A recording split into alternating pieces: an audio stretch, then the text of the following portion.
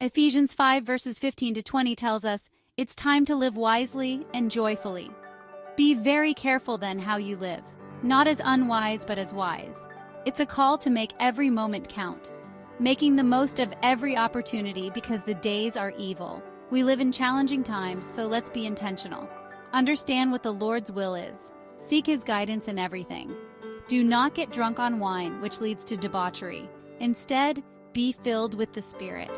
Replace fleeting pleasures with lasting fulfillment. Speak to one another with psalms, hymns, and songs from the Spirit. Let your words uplift and inspire. Sing and make music from your heart to the Lord.